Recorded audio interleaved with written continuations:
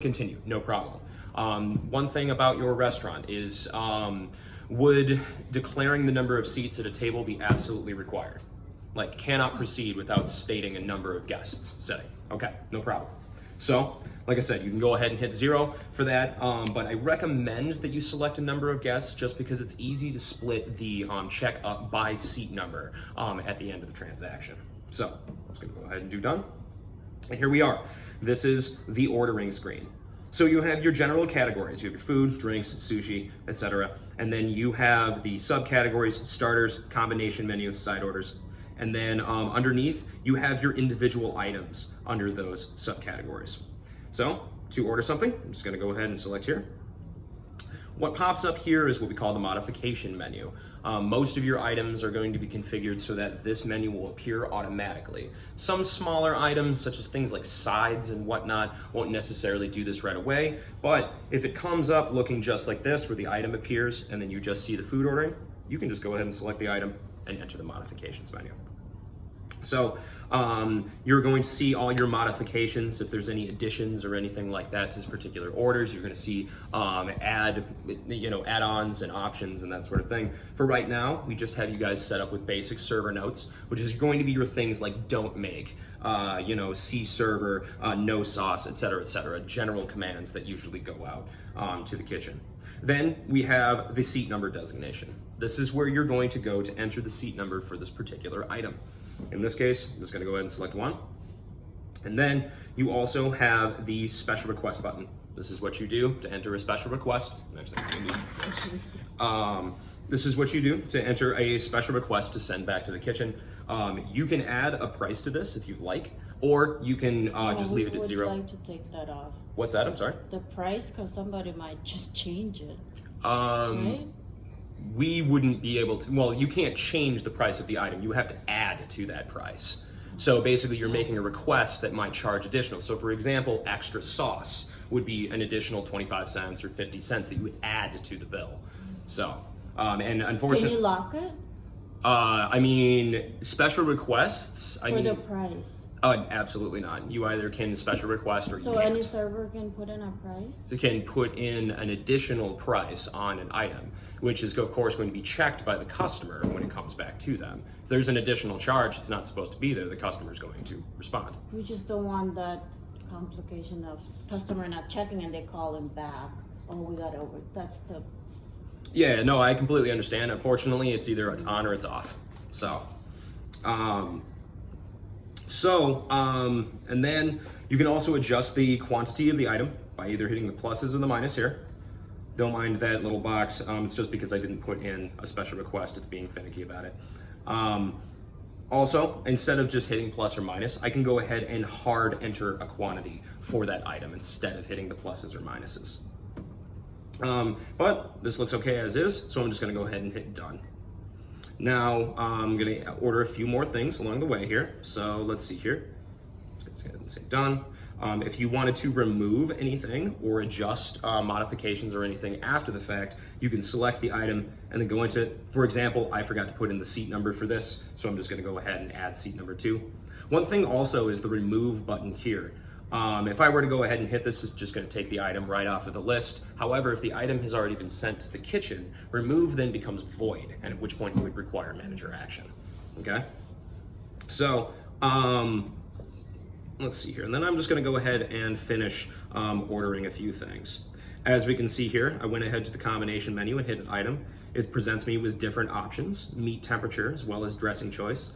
Some modifications, such as meat temperature, will not allow you to proceed without a selection, because obviously you can't order a steak without saying exactly, what temperature you want the meat at. So, let's see here, I'm just gonna go ahead and say medium rare, and then house dressing, sure. And I'll just go ahead and, that's right, and I need to set the seat number, 3. I'll go ahead and order one more item. Say someone's just getting a side. Sure. There we go. And seat number 4. All right, so I'm done with this order. So now let's talk about this side of the screen a little bit. First of all, there's the tab button here. If there's any case where you need to add someone's name to that particular order, this is where you would go ahead and do it. Unless, of course, it is a takeout order. The process is a little different. Do you guys do takeout here? Yes. Okay, absolutely. So, and I'll show you that process. There's a little bit of an easier way to do it. But if you ever need to add like a tab name or something like that, you can do that. It's usually most useful for bar orders and that sort of thing. Split function we'll talk about in just a little bit here. There's the cancel button. If I were to go ahead and cancel at this time, it's going to tell me that I have unsaved changes. It's going to ask me if I want to discard those changes. The reason being is because all of these items that I have on this list have not been sent to the kitchen yet. Anything that hasn't been sent to the kitchen, if I hit cancel or if I navigate away from this page, so if I go back to a previous page, it's going to present me with this same prompt. It's going to ask, would you like to discard your changes? So to keep my changes, I would want to stay here and then hit send. Now, another option that you have is the hold function. Whether or not you guys want to use the hold function is up to you. Hold, what it does is it holds items to the table. So, as an example, I use, let's say someone comes in for a dine-in order, but they also want to get something to go as well. You would want to do something along the lines of get their full food order, send it to the back of the kitchen, and then put their takeout order on the tab. And then once it comes down to time near the end of their visit, you can just be like, hey, did you want me to put those to-go items in? Yes, absolutely. You go ahead and put them into the kitchen while they're finishing up with their check, and it'll be done by the time they get out. Now, the problem with this, give me just one second.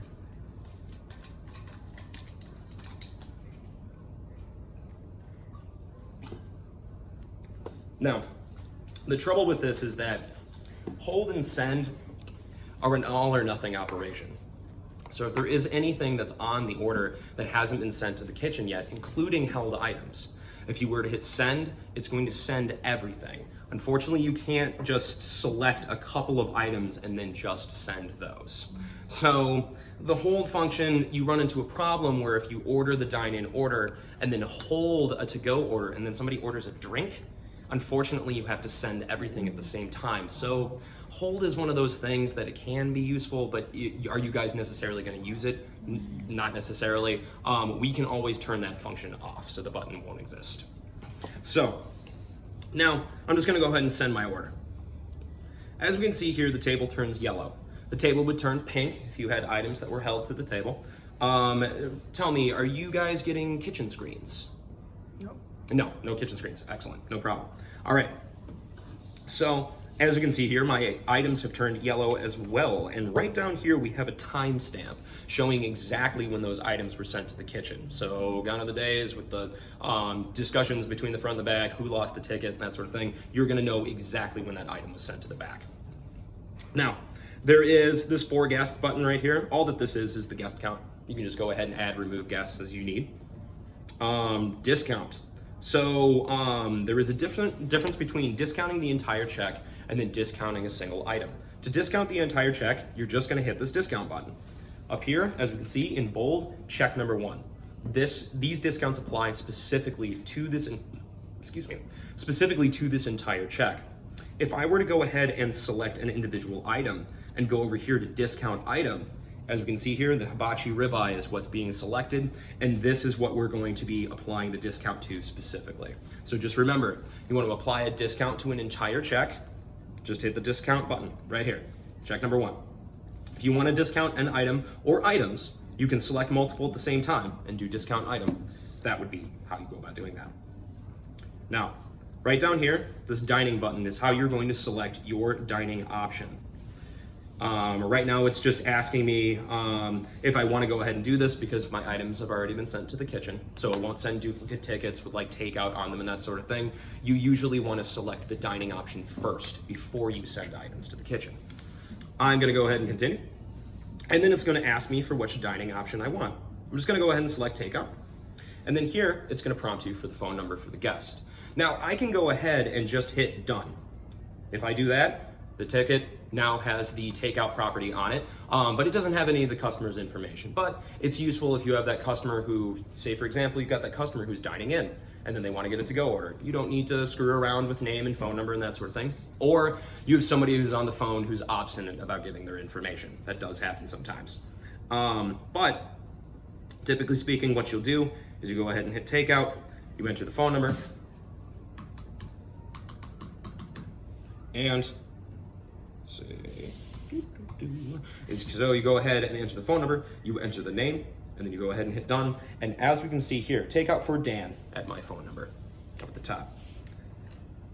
Now, one thing I want to show you really quick though is if I go back into that takeout menu, if you have a customer who has their information has already been saved, they're a previous takeout customer and they've ordered with their name and phone number, you will get also an order history as well. Any order that that customer has submitted under that name and phone number will appear there. So if you have a customer who comes in all the time, or calls in every week, let's say Bob calls in every week and gets Dragon Roll every single week, you can, if he calls, you can be like, oh, hey Bob, just the usual? Okay, awesome. Hit the order, there it is. It's going to be a completely unsent order, so you can make modifications as needed, add, remove things as you need, but it can save you a lot of time in the process. So, let's see here. Then there's the print button. This is what you're gonna do to print the customer's check. The thing is about this, however, is that if you have any items that have not been sent to the kitchen, it will send those items to the kitchen and then print the ticket. The reason being is that we refrain from having receipts print for items that aren't official items, as in being sent to the kitchen and that sort of thing, so you don't have price problems later. And then what I want to talk about is this split function. So with the split button, I can go ahead and split up a check any number of ways into various checks just like that. Even easier though, and this is why I set everything by seat number, is that I can just go ahead and hit right up here by seat number, and it just does all the work for me, just like that. Yeah? Now, one thing that you can also do is that you can select an individual item, and then if I hit this other split button right up here at the top, I can split this item any number of ways. So just go ahead and say, let's say that the whole thing is for the table. I can move those independent pieces across to the other checks. Now, one thing about this is if I go ahead and take all these pieces and put them back together, it won't form back into a single item, or at least electronically it won't. When you print the customer's receipt, however, it will show as a singular item if everything's brought back together, okay? So, I'm gonna break everything back up here, and then I'm gonna go ahead and say done. Okay, and then, now that we've got everything broken up, as you can see, the list of items has been reduced, and that's because they've been broken up across these checks, which are all connected to each other. One thing to note, it's a little hard to see down here, but we've got these little bars down here that tell you how many checks are connected to each other, okay? So now I'm just gonna go ahead and hit pay to pay for one of these orders. Now, I'm not gonna be able to demonstrate completely and totally how this process works because I don't have the card reader on my laptop, but that being said, I'll show you a little bit about how this works. Now, first of all, the first thing that people usually say is that, where the heck are my items? Well, all that this is that this is a payment screen. So any payment that I process for this particular order is gonna show in the list on this side of the screen, and I'll show you. So if I go ahead, $2, cash, no receipt. As you can see here, the $2 has shown up on the other side. Now, you guys are able to process cash, credit. If you go under other, you'll have various other options depending on whether you guys are getting set up with gift cards and that sort of thing. You would have those options available to you under other. There is also down here is another split button. This split button, what this does is this breaks up the price for you. It divides it automatically for you by number of ways. Now, you are still, of course, gonna have to punch in this number because typically speaking, let's say that you wanna divide 1244 by 5. Well, it's not gonna divide evenly. So you're going to have, 249, 249, 249, then probably something like 248 or 250 on the last customer. So it's not gonna divide super evenly, but this gives you a guide for cashing out your customers if everyone wants to break it up evenly. Let's see here. So I'm gonna go ahead and process a credit card payment really quick. One thing that you guys are able to do is you are able to key in credit cards and that sort of thing as a manager function if you would like to restrict it that way. And yeah, so let me go ahead and put that in. One thing I want to indicate though really quick is that I believe that you guys are going to be getting chip readers for your terminals.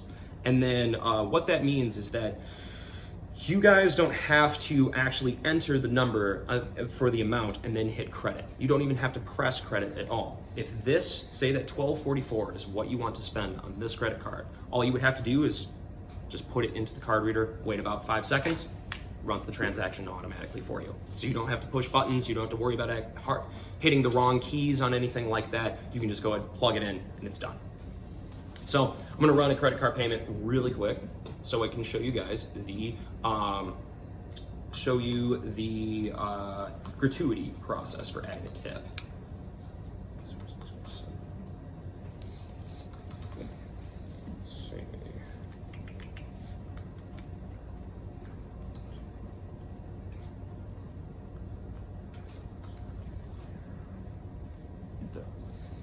Cool beans.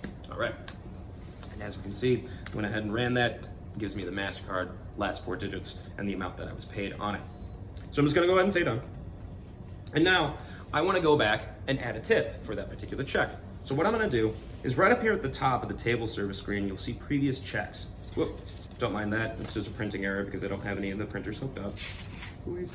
You'll almost never see that unless you run out of paper. All right, previous checks. So now I have my open, paid, and closed checks. Now, under paid checks, this is where I'm gonna find my particular item. The difference between paid and closed checks is simple. It's simply a paid checks have received a credit card payment, but a gratuity has not been applied to the order yet. So they then are moved into closed checks once a gratuity has been declared. If I have here, under paid checks, if I go down to pay, here, as we can see, this cursor is already blinking, already waiting for a tip entry at this current point in time. So I'm gonna go ahead and give myself a 100% tip because I'm awesome. And then there we go. We got ourselves the total amount, the tip amount, and then the final total run on that card. And then we have close versus done. If I were to hit done, done just means I'm done looking at this. It goes back into the paid checks, it doesn't get moved anywhere. If I hit close, then we would have ourselves a closed check. And as you saw there, it automatically swiped over to the side. This is just for workflow purposes. If you have checks that are associated with each other on the same table, when you're on the payment screen and you pay off one of the checks, it's gonna automatically shift over to the next check in the list. Wait, so what's the difference between done and closed? The only difference between done and closed, done just means that you're done looking at that particular check. It just means that instead of being moved from paid to closed checks, it just stays where it's at. If you hit close, it finalizes the process, runs the tip, and moves it over to closed checks. That's what that means. So if we don't click close, it won't be finalized. Precisely. That's basically it. So you just want to make sure you hit close, and then it closes the check.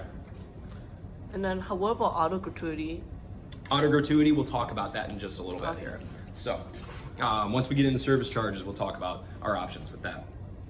So now, if I go back, as we can see, that check has been moved into the closed checks. But one thing I want to point out to you guys is that you can go ahead and hit update even if the check is closed. So you can potentially add items and that sort of thing to a check that has already been closed out. So it allows you to, like, you know, you have customers who are sitting at a table and they close out, but then they're just like, oh, let me get another drink or whatever it is. You can go ahead and add the drink to the order. Now, is it easier to reopen the check with 2 drinks and then take payment again and that sort of thing? Not necessarily. You can still just run a new check with 2 new drinks on them and then just associate it with that table. It's fine. But just know that the fact of the matter is that you are able to go into closed checks and make manipulations if you need to. So it's not finalizing the check, it's game over, have to start a new check if there's any problems, etc. Okay? So, now, we've got, of course, got the rest of our open checks over here. We got our paid checks, we got our closed checks. A few more things I want to talk about is a few more functions on the ordering screen. When I'm on the ordering screen, we have a few more options up here at the top. First of all, I want to talk about service charge, or what's listed here as SBC charge. What that is that's what you're going to use for any service fees or anything like that that you add to the order. So for your example, auto gratuity. If you have large parties and that sort of thing, you can set it up so that's 18, 20%, or whatever it may be, automatic gratuity for that person. We can set it up so that it's fully automatic.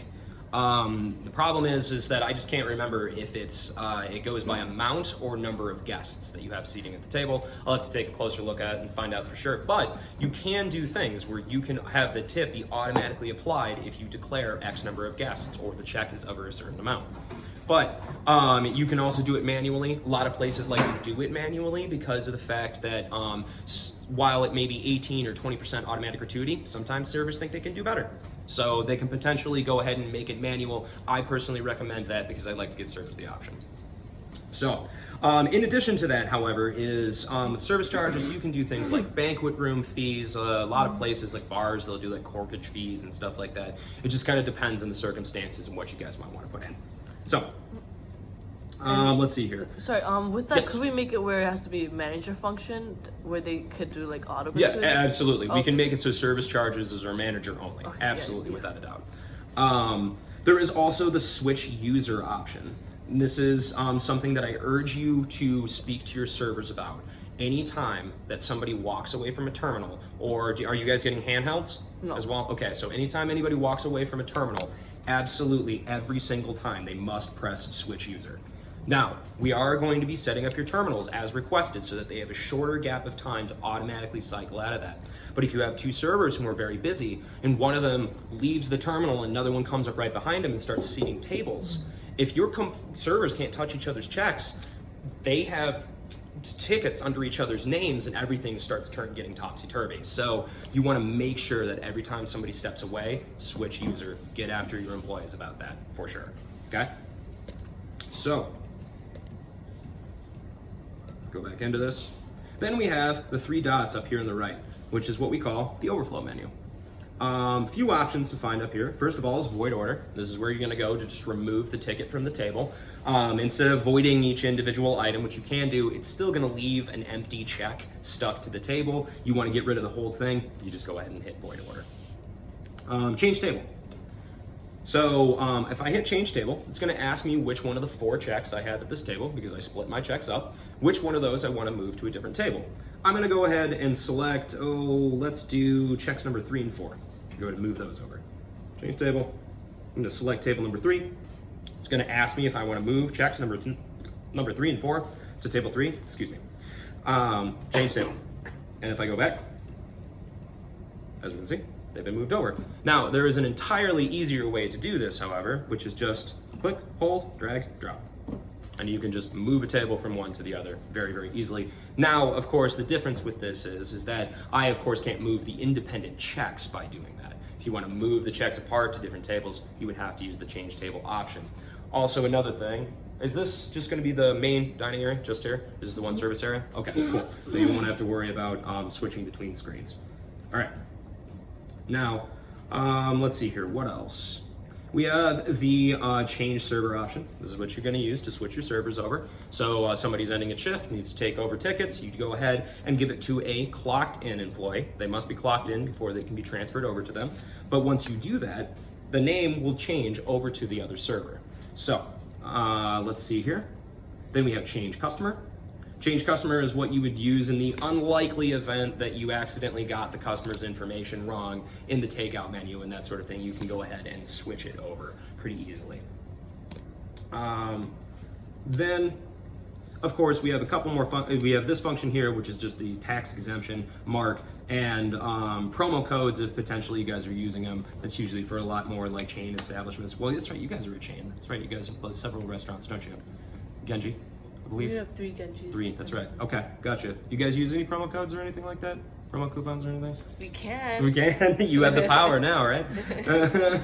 Okay. So, so then next, I want to talk about going back into the Toast dashboard. So right up here, this little icon, this acts as sort of the back button that will, like a browser, that will take you through the previous pages that you have visited. If I go in and back, it's going to take me back to the table service screen. If I hit it again, then it's going to, once this disappears, then I am in what we call the Toast dashboard. This has a number of functions to it. Most of your staff is not going to be able to see this. Typically speaking, your servers and whatnot will have like 7 options here or something like that. But for managers, you'll be getting most of this information. First of all, there are the various modes. First of all, of course, is table service. Then we have quick order. Quick order, what this allows is it allows you to place an order without associating a table to that order. Takeout orders are going to typically be done through quick order. So the workflow is, typically speaking, when you're one of your employees is going to be usually looking at the screen when they go ahead and start an order. Be like, okay, what kind of order is that? Okay, you want to place a takeout order? Okay, give me one moment. Go back, go into quick order, and then you go down to dining option, takeout from there. And then they'll go ahead and proceed with their phone number and their name as such. Then we have the payment terminal. I'm not sure if we're going to be setting you guys up with any of this. Payment terminal, all that this is it's basically the check screen. It's essentially the exact same thing where you have your open, paid, and closed checks. You can start new orders over here. The thing is that I probably won't be setting you guys up with that because you guys don't have a bar here, right? Do you have a bar? Is it bar? Yeah, right there. Okay. Oh, gotcha. Awesome. So then we'll probably set up a bar terminal to be running on that screen so they can keep track of the checks all at the same time. And then there's pending orders. Pending orders is what's going to show you for any takeout orders and that sort of thing that you could potentially receive online. Are you guys doing online ordering? Okay, awesome. So online ordering, anytime you receive an online order, it's going to hit this board right here, needs approval. Just in case somebody's making some whack job order that's not actually the case, you can go ahead, your managers will be approving from there, and then once it's approved, by hitting the approve button right up here at the top, it will move into your standard list of checks from there. Then I want to talk about shift review. So there's two versions of shift view. There's the one that lives under manager activities, and then there's the one that's under my account. The difference between these two is simply that the one under my account is my shift review. It applies to me and my shift only. Whereas the manager activities version will show you everyone else's shift review to help you close your staff out. Now, let's go take a look at the shift review and see what that process looks like. Did you guys have a water tap behind the bar that I could fill up my water with? Cool. Awesome.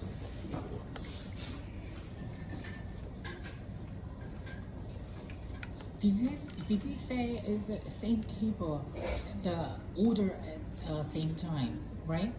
I mean, drink and then meal. But we can have a joiner.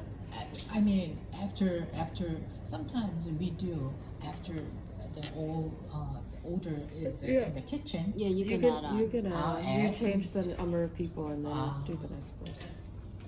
All right. Add it to the seat that they're sitting see. in. Okay, so shift review, what this is the process to help your employees clocking out at the end of the night. So for starters, we have here the employee account information. This is going to have all kinds of things such as tips and fees earned, credit tips, sales and taxes summary, cash credit sales by sales category and that sort of thing, total removals and voids, and so on and so forth. So this is going to give you the breakdown of that particular employee, but probably some of the most important information is right up here at the top. Your servers, they'll be carrying cash bank. Am I correct about that? No. So they won't carry cash on them? Okay, cool, no problem.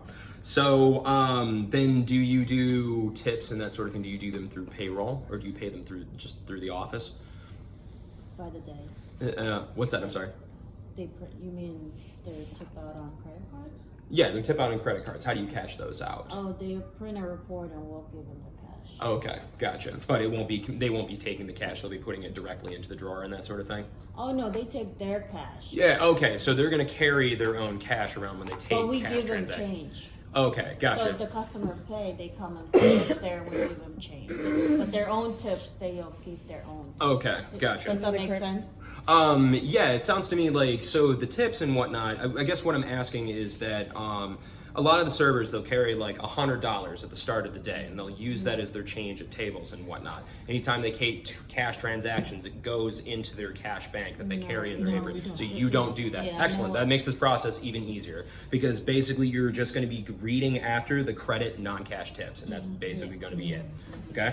So, now I'm going to go in and view these transactions, these remaining unpaid checks that I need to clear out before I can clock out. So, go ahead and view.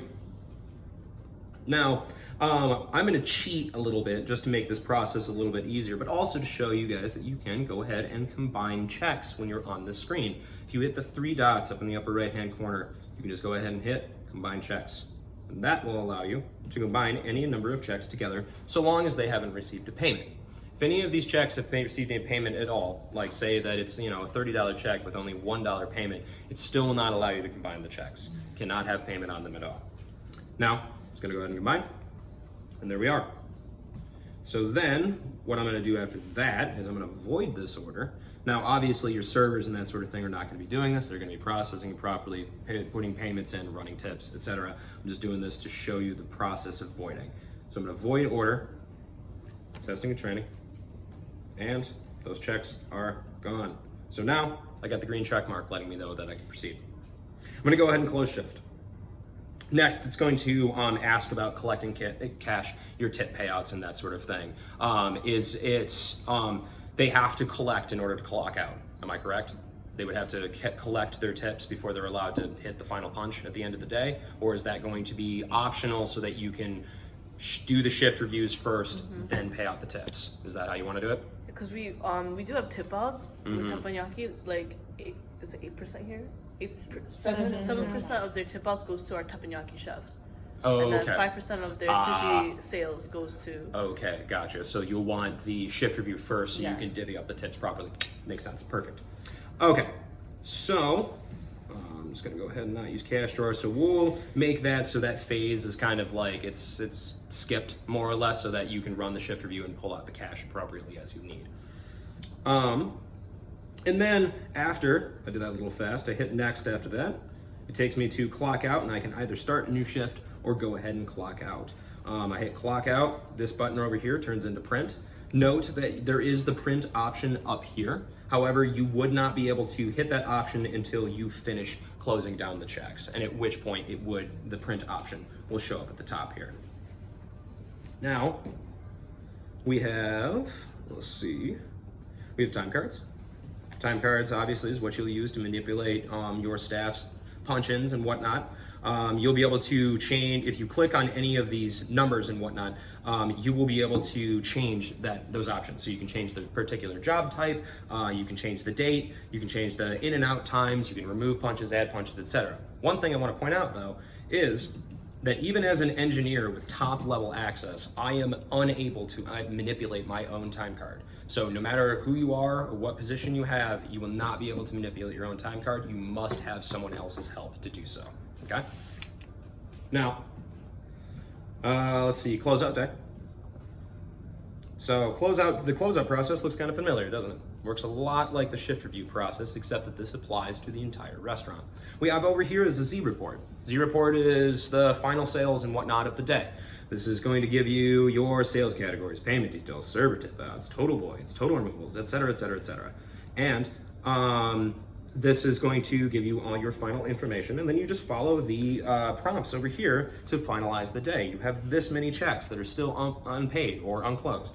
You have this many employees still clocked in, these many payments that need to be captured, this many unclosed drawers, this many actual deposits. So you basically just run through this list to close out the day. Now, one thing I want to point out about this, though, is that this process is not absolutely required. Toast does not have a finalized day button like a lot of systems do. This is basically, if you guys miss this, at 4 a.m. every single morning, the system will automatically clock out employees, will automatically batch any payments. It will, if a check is open but no payment has been received, it will be pushed into the next day's business to receive payment or be voided after that. If a check has received payment, it'll close that check out, unfortunately, with zero gratuity. So obviously it is important to make sure that your employees run through the process, because if there are any paid checks that they've run credit for, they won't get any tips if they don't run the process properly. So,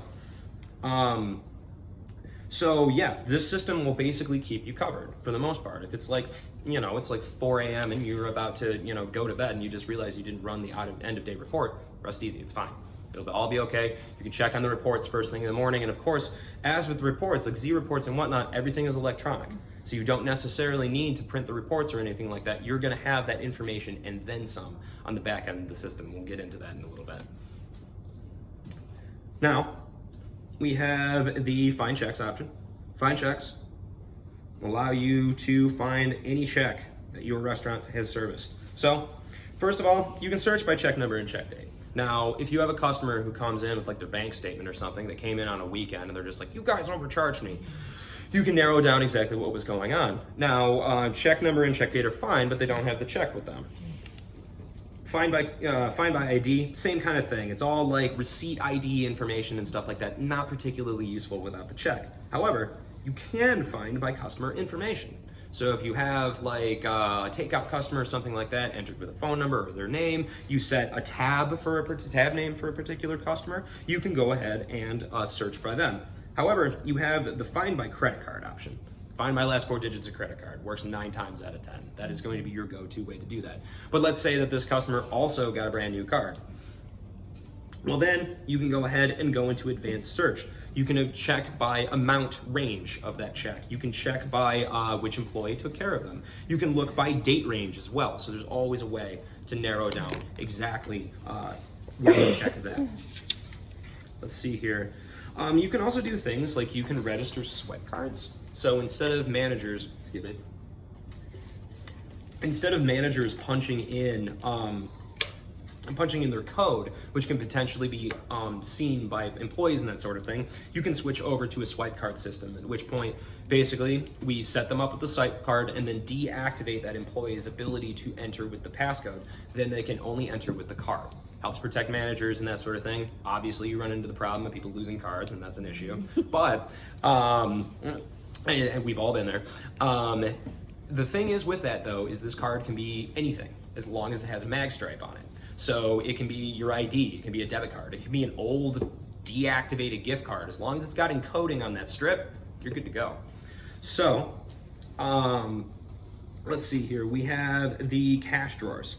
Now, cash drawers, actually, I can give you an example. Give me 1 quick second to set one up.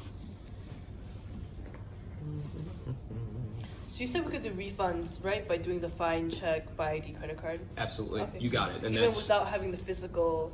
without having the physical Got it. receipt, you are absolutely correct. Or So, the physical card. Yep, Okay. exactly. So you're able to do that, and you're able to do it from the front end as well as the back end as well. So it's actually one of the most ideal places is that you can go, there's an issue refunds option. Excuse me, I'm sorry. The refund can be done just remotely right then and there. You can go ahead and activate a refund, and then that customer, it'll of course run through bank process and stuff like that, but they'll be refunded within like 48 hours. So, and usually pretty instantaneously. All right, so cash drawer, publish. Say main drawer. Save. Publish.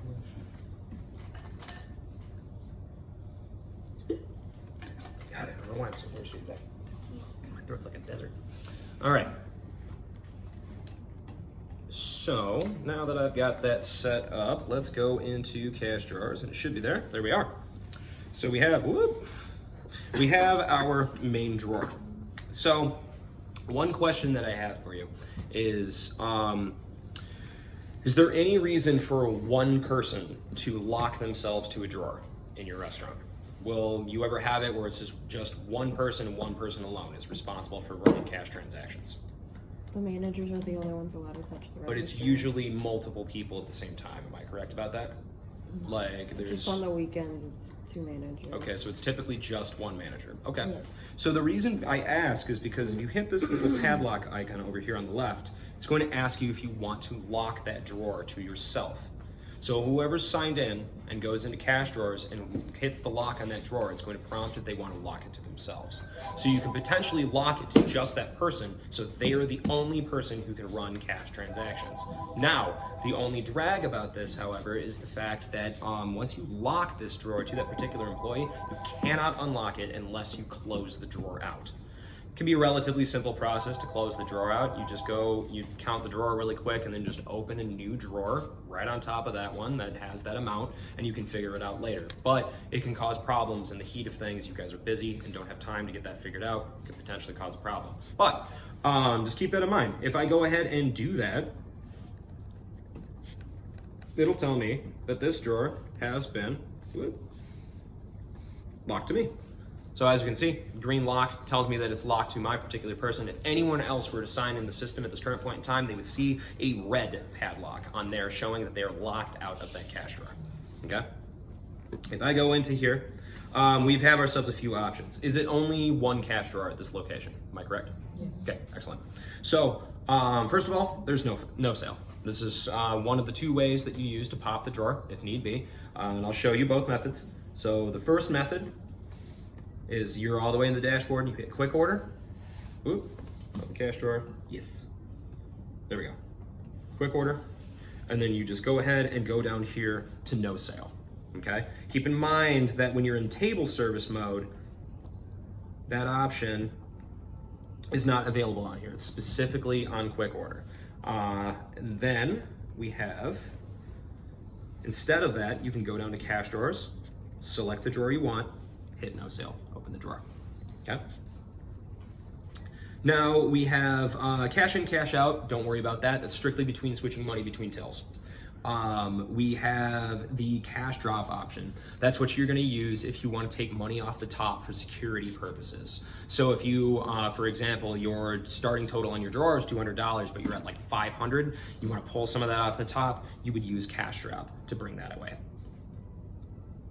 Closed drawer. The closed drawer function, obviously, is what you're going to use to close things out. I can't show you a demonstration because you guys are in test mode, but what will happen is it will present you with a prompt that will present, actually it depends on the circumstances and a good time to talk about that.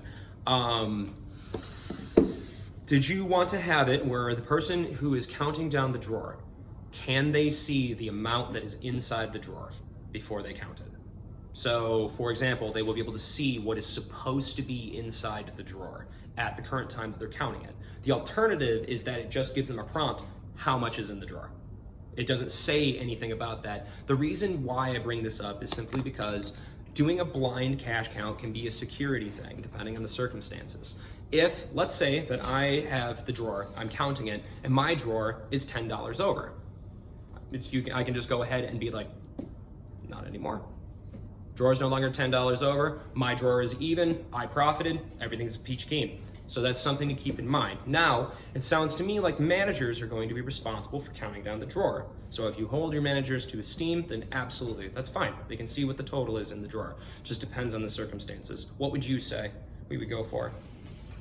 What do you mean see the total? So it'll present the actual amount, or the expected amount, which is the total amount of cash sales that you've done throughout the day. So if your starting total is $200 and you've done $331 in cash business, it's gonna show expected amount, $531. And then the actual amount is the amount that you put in after you count it. So a blind cash count removes that expected total, so you don't know how much the drawer is supposed to be. So it prevents people from doing things like adding to the till if they're short or removing from the till if they're over. But I don't get it. We never did that before because always we just pull out the money. They show the total cash. That day we just take off the total cash. After that, always the same amount. Oh, okay, So gotcha. Sure. Which one is better? I don't know. Well, I mean, it just kind of depends because, like I said, if your managers are somebody that you trust and whatnot, if you trust your managers, then it shouldn't be too much of a problem. You probably won't be running into any issues, and it'll help them fix problems and that sort of thing. If the amount's supposed to be this, but we're getting this total, well, where's the discrepancy? They can look into that and kind of figure it out.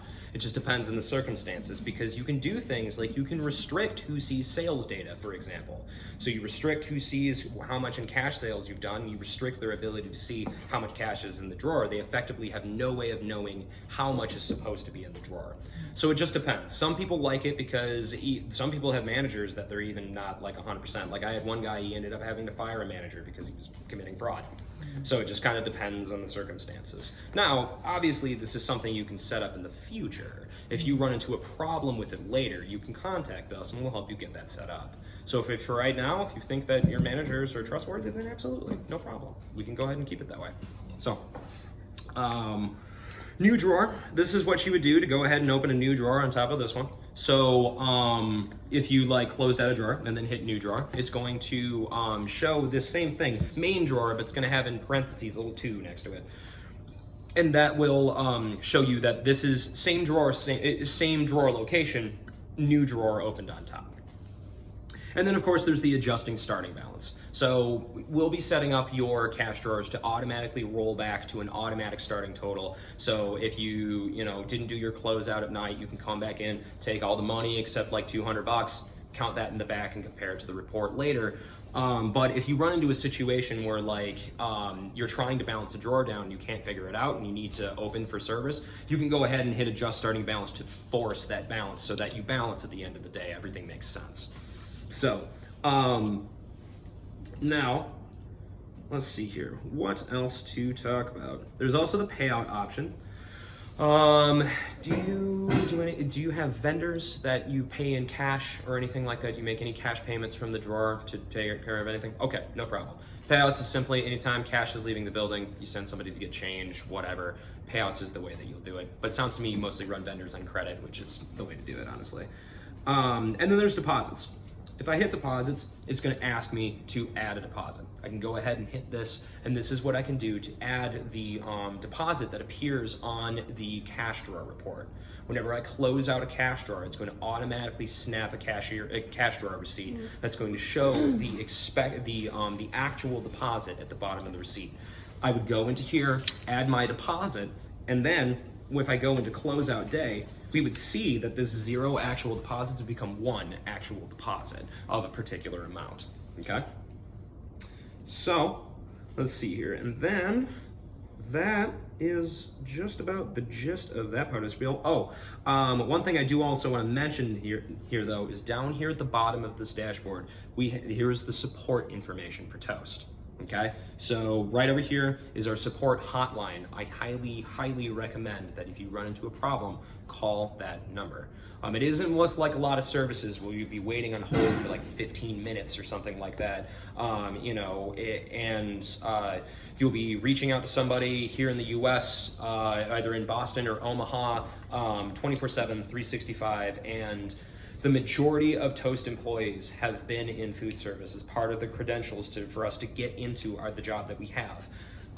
We all understand that you have customers and you have problems that need to be resolved right away. Our average ticket time is 90 seconds, okay? So if you run into a problem that takes more than 3 to 5 minutes to solve and it's causing issues, call us and we will help you. Please abuse this number, okay?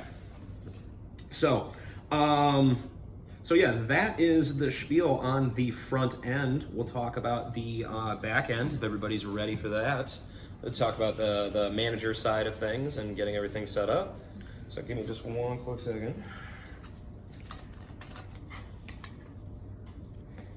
So I had a question about the whole cash register. So it tells you how much you're supposed to have at the end of the day, right? At the end of the shift?